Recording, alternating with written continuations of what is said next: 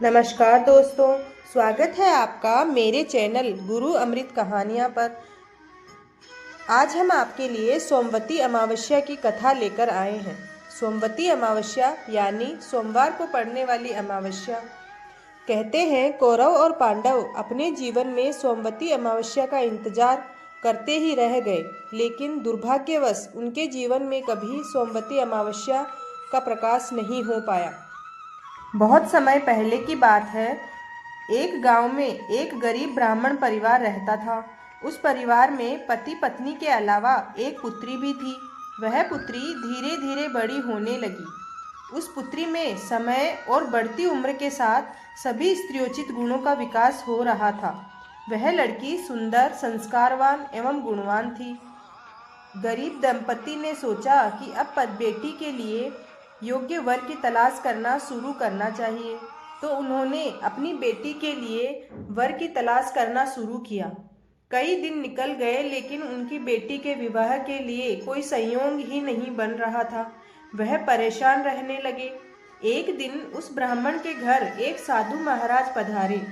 वो उस कन्या के सेवा भाव से काफ़ी प्रसन्न हुए और एक दिन रुककर दूसरे दिन जाने लगे। तो ब्राह्मण ने बोला, साधु महाराज, मेरी पुत्री को कोई आशीर्वाद तो देते जाइए। तो साधु महाराज ने कन्या को लंबी आयु का आशीर्वाद दिया और जाने लगे। तब गरीब ब्राह्मण दंपति ने साधु महाराज से रोते बिलखते हुए अपनी परेशानी बताई और कहा कि हम काफ़ी समय से अपनी पुत्री के लिए योग्य वर की तलाश कर रहे हैं, लेकिन हमारी तलाश अभी भी अधूरी ही है।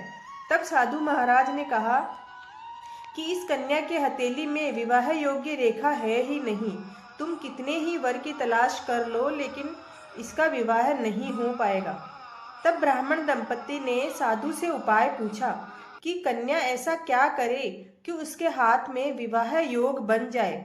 साधु ने कुछ देर विचार करने के बाद अपनी अंतर्दृष्टि से ध्यान करके बताया कि कुछ दूरी पर एक गांव में सोमा धोबन नाम की धोबिन जाति की एक महिला अपने बेटे और बहू के साथ रहती है, जो बहुत ही आचार विचार और संस्कार संपन्न तथा पति परायण है। यदि वह कन्या उसकी सेवा करे और वह महिला इसकी शादी में अपने मांग का सिंदूर लगा दे, इसके बाद इस कन्या का विवाह हो तो इस कन्या का विधवा योग मिट सकता है। साधु ने यह भी बताया कि वह महिला कहीं आती जाती नहीं है। यह बात सुनकर ब्राह्मणी ने अपनी बेटी से धोबिन की सेवा करने की बात कही। अगले दिन कन्या प्रातःकाल ही उठकर सोमा धोबिन के घर जाकर साफ सफाई और अन्य सारे काम करके अपने घर वापस आ जाती।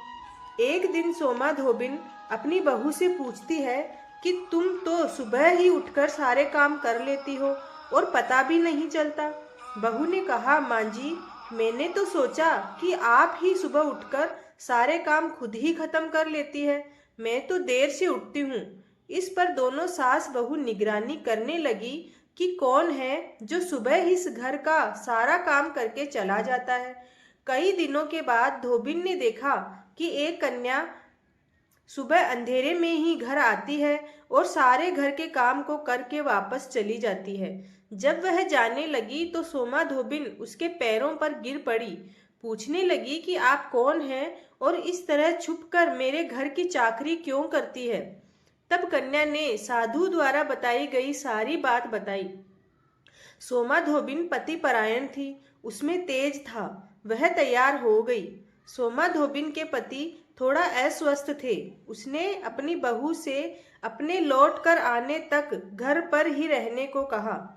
सोमा धोबिन ने जैसे ही अपने मांग का सिंदूर उस कन्या की मांग में लगाया, उसका पति मर गया।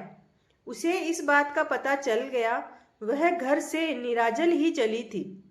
यह सोचकर कि रास्ते में कहीं पीपल का पेड़ मिलेगा तो उसे भंवरी देकर और उसकी परिक्रमा करके ही जल ग्रहण करेगी।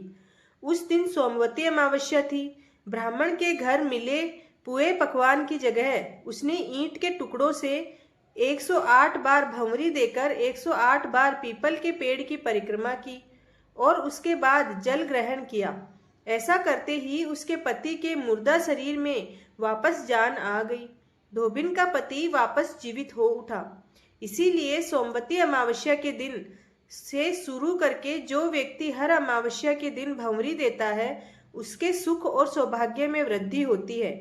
पीपल के पेड़ में सभी देवों का वास होता है, अतः जो व्यक्ति हर अमावस्या को न कर सके वह सोमवार को पड़ने वाली अमावस्या के दिन 108 वस्तुओं की भंवरी देकर सोमा धोबिन और गौरी गणेश का पूजन करता है, उसे अखंड सौभाग्य की प्राप्ति होती है।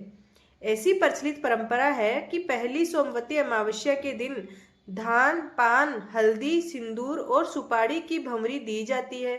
इसके बाद की सोमवती अमावस्या को अपने सामर्थ्य के हिसाब से फल, मिठाई, सुहाग सामग्री, खाने की सामग्री इत्यादि की भंवरी दी जाती है और फिर भंवरी पर चढ़ाया गया सामान किसी सुपात्र ब्राह्मण, ननद या भांजे को दिया जा सकता है।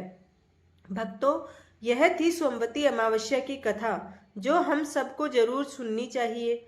अगर आपको ये कहानी पसंद आई हो तो चैनल को लाइक, शेयर एंड सब्सक्राइब जरूर करें और कमेंट में सोमवती अमावस्या लिखना ना भूलें। धन्यवाद।